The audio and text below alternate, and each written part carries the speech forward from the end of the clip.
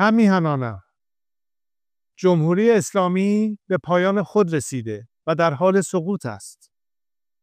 خامنه‌ای همچون موشی هراسان زیر زمین پنهان شده و کنترل اوضاع را از دست داده است.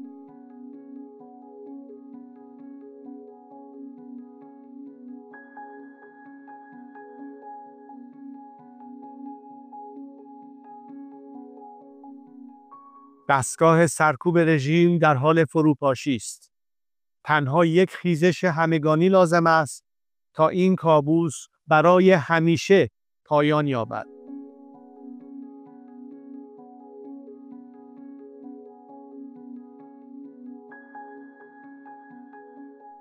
ما برای 100 روز نخست پس از سقوط، دوران گذار و استقرار یک حکومت ملی و دموکراتیک برای ملت ایران و به دست ملت ایران آماده ایم.